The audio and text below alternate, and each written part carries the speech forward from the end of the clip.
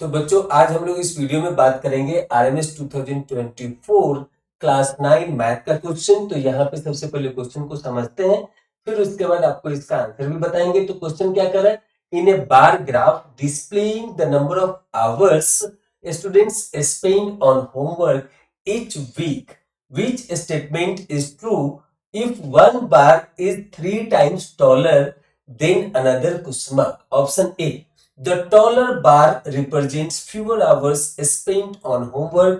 Option B, the taller bar represents 3 times the hours of the shorter bar. Option C, both bar represents the same number of hours. Option D, the shorter bar represents more hours than the taller bar. तो यहाँ पे इसका ये bar graph है जो हमने यहाँ पे ये बनाया है।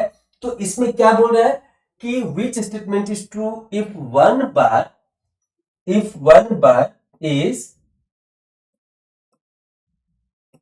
ये बता रहा है कि if one bar is 3 times taller than another.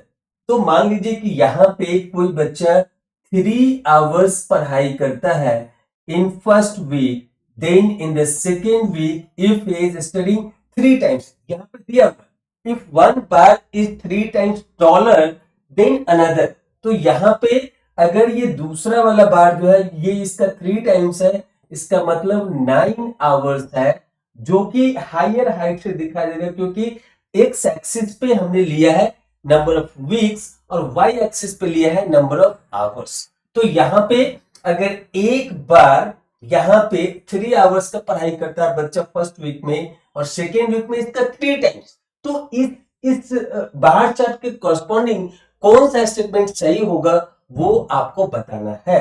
तो यहाँ पे ऑप्शन ए में क्या करा, the taller bar represents fewer hours spent on homework. तो ये रिलेटिव स्टेटमेंट नहीं है। दूसरा क्या है, the taller bar represents 3 times the hours of the shorter bar. अगर इसका हाइट जो दूसरा वाला बार है वो अगर पहले वाले का 3 टाइम्स है, इसका मतलब कि इससे 3 गुना ज्यादा काम किया यहाँ पे, तो क्या होगा, the taller bar represents 3 times the hours of the shorter bar. तो ये इसका 3 गुना है। तो यहाँ पे ये स्टेटमेंट सही हो, ये स्टेटमेंट इसका सही हो। ऑप्शन सी में क्या है, both bars represent the same number of hours. नहीं, अगर ये दोनों का हाइट सेम होता, अगर ये दोनों का हाइट सेम होता तब ये स्टेटमेंट सही होता ऑप्शन बी वाला, पर दोनों का हाइट सेम नहीं क्योंकि स्टेटमेंट में ही दिया हुआ है one bar is 3 times taller than another. हो सकता है कि ये पहला वाला ही बार 3 टाइम्स हो फर्स्ट वाले का, लेकिन 2 बार में एक बार पहले बार का या फिर 2 बार में एक बार पहले बार का 3 टाइम्स। तो यहां से हो सकता है पहले वाला भी दूसरे का 3 टाइम्स हो या दूसरा वाला पहले का 3 टाइम्स हो। अब उसके बाद ये तो सी नहीं होगा, फिर डी क्या बोल रहा है, the shorter bar represents more hours than the taller bar. ये तो स्टेटमेंट ही रॉन्ग है क्योंकि यहाँ पे वाई एक्सिस में नंबर ऑफ आवर्स स्पेंट दिखाया गया है और एक्स एक्सिस में वीक दिखाया गया है।